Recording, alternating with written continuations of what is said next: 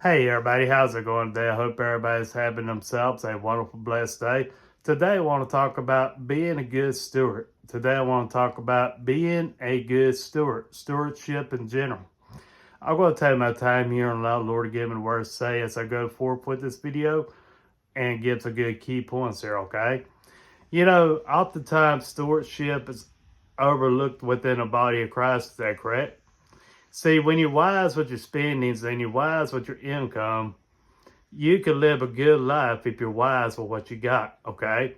Where most folks get themselves in trouble in life, they try to keep up with the Joneses and get so much of debt that they can't afford, nearly about to even afford to feed their own self, okay?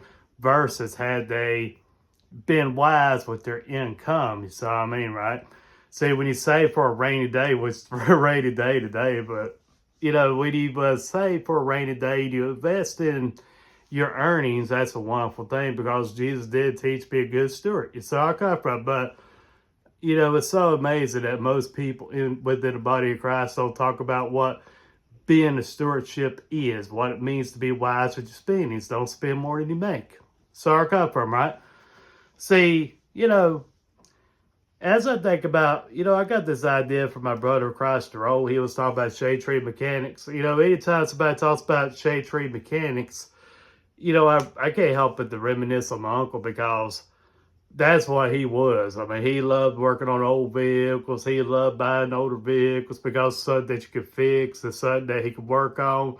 Something simple to do. Bada bing, bada boom, he's back on the road. You know what I mean? See, the thing of it is, most people, what I admire about some of these shade tree mechanics is their attitude is, yeah, my vehicle may be 20-something years old, but it's paid for. So, I mean, they're able to repair it and keep going, okay? Versus some people, they buy vehicles that's brand new. They barely can afford to even go on vacation, much less go to work at times. You get where I come from, right? But when you think about the shade tree mechanics, they appreciate what they have versus some people that's in so much debt with their new vehicle, right? They complain about the car payments, but the shade tree mechanic, on the other hand, is grateful for the wheels that they drive, okay? So, I mean, right? See, when you think about being wise with what you have, that's a wonderful thing. I mean, it's not saying you shouldn't go get a new vehicle. It's not saying that one bit, but as long as you can afford it, okay? See, that's what happens with most people. They leap before they think and then wind up getting themselves to a lot of trouble and regret. Had they would have thought before they took that leap, okay? See, it's easy to wave these debit cards, credit cards, and everything else, but if you don't have the money to pay it back, then you're in trouble. So, I mean, right?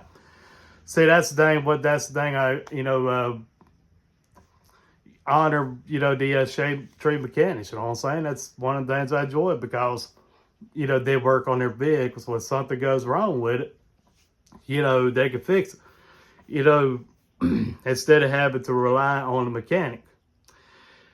It's so amazing that most people, when God gives somebody talent, right, to work on something like that, most people don't give God credit for it. But then again, some people do give God honor and praise for it because where else did they got that idea to work on vehicles like that? They never got a graduate degree to fix.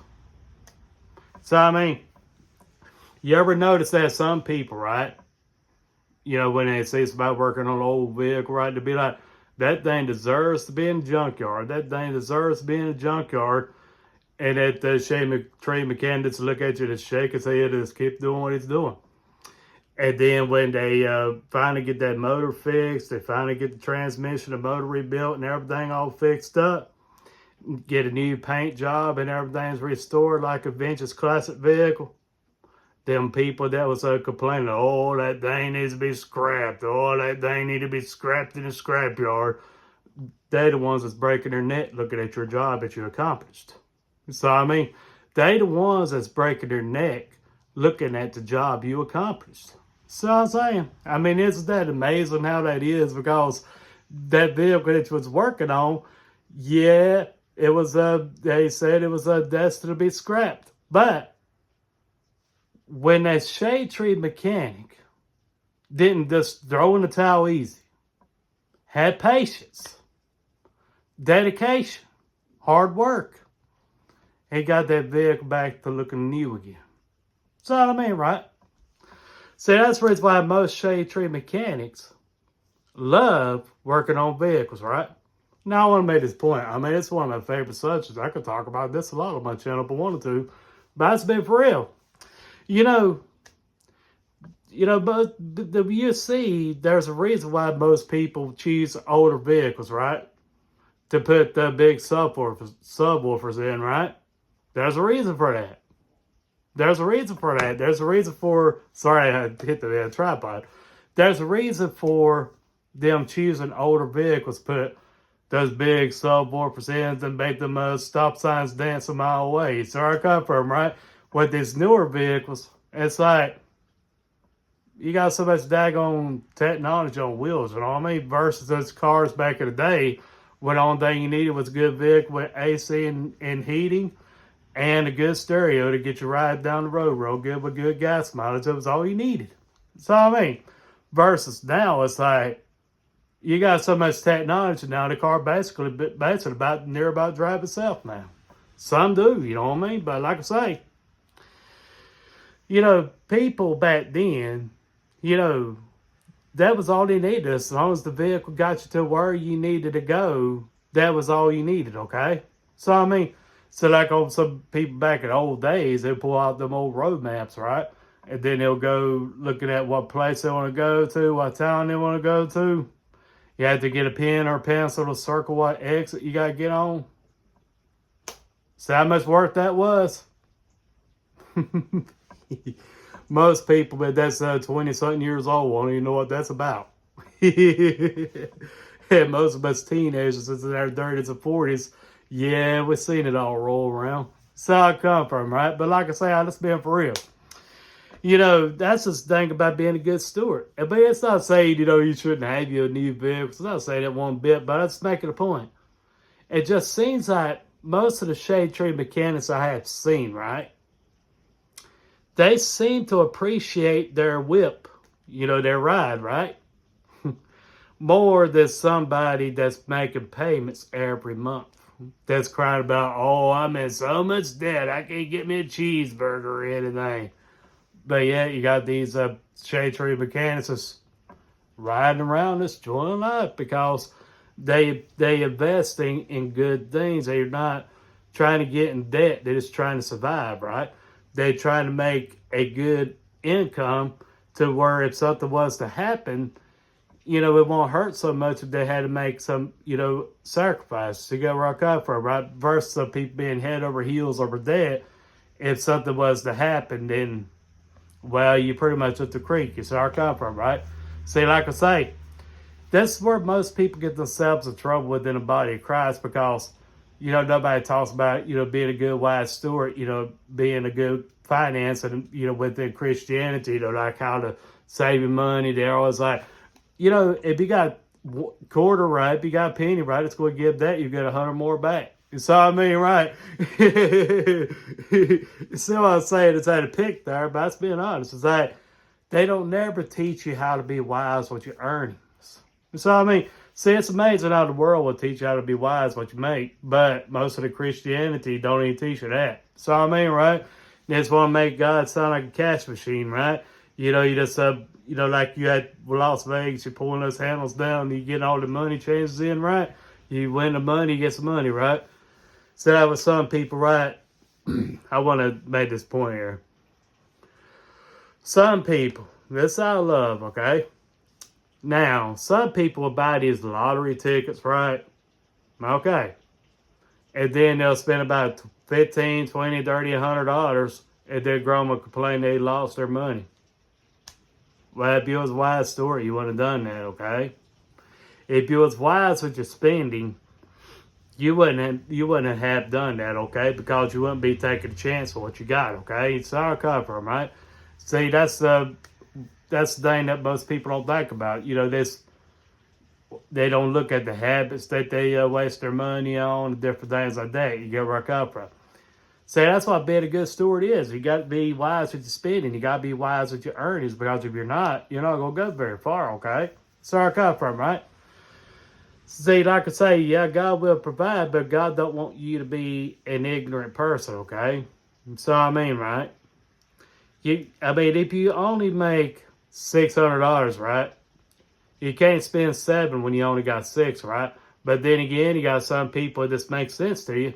Then again, you have some people that has $600 and they try to get $1,000 out of the bank, okay? And then they wonder why they in so much debt, right? So I mean, right?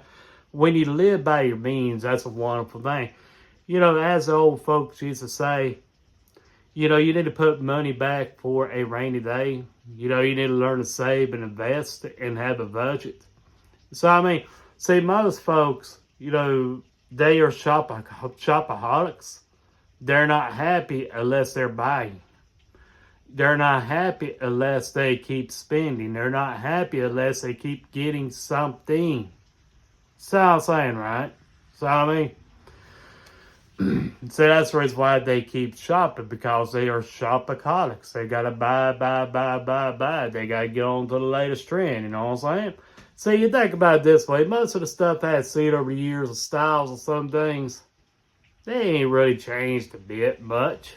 So I come from, right? They ain't really changed a lot. Most of the stuff you see today is still the same style 20 years ago. That's how I mean, right? But I'm just making a point. That's how some people get into debt with these iPhones, right? I have one right now, but it's 3 years old, and I plan on using it till it quits working with me. But I had a Google Pixel 3, and it just finally this screen got so dim, and I just wore it out. So I mean, but when this phone right here gets ready to wear out, I'll get me a new one. But my point is, people, every time they see something new come out, it's like, oh, I gotta get this, I gotta get that, I gotta get this. Verizon Wireless sending me things on my email saying, hey, you want to get this phone? No. Come back to them about 7, 8 years from now if my phone is still, if my phone is not working, then I may get back with you. It's where I come from, right? Just because something new come out don't mean you gotta jump out like a leech and get it, okay? It's where I come from, right? I mean, I want to be honest with you. I gotta be for real. What this I'm sorry. I mean, the Google does do similar things as iPhone. I'll be honest with you on that, okay? For real. Now, I want to make this point. What can I do with my iPhone 13 Pro I can't do with the 16, 17, 18, 20? It's where I come from. What can I not do with this phone that most people could do with their iPro 16? So I mean, so I get out here. I'm still making this video, am I not? So I mean, is it still not serving the same purpose? Since I with the shade tree mechanics, their vehicles get them to the same distance and the same place, point A to point B, as somebody buying a new vehicle. So I mean, like even with your older vehicles, right? Some radios, you can't put a flat screen in there. I mean, some of them you can cut out the dash just a bit if you better know what you're doing when you're doing that kind of stuff, or otherwise you're going to have to screw up the dash. But anyway,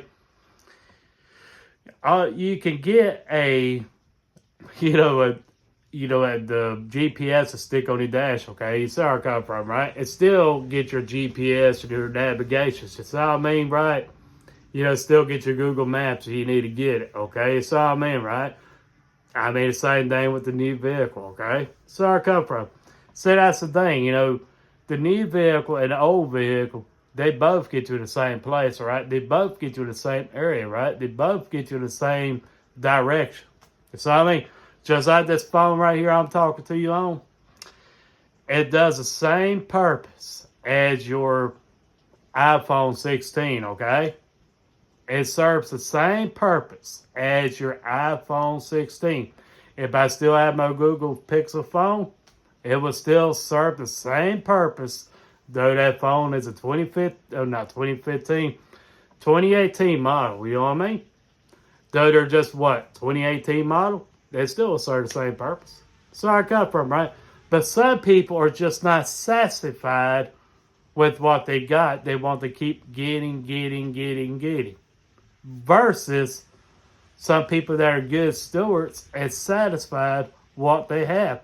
I mean, it's not saying they don't go treat themselves every so often, but they're satisfied with what they got. So, I mean, they're satisfied with what they have. They're grateful for what they got and own.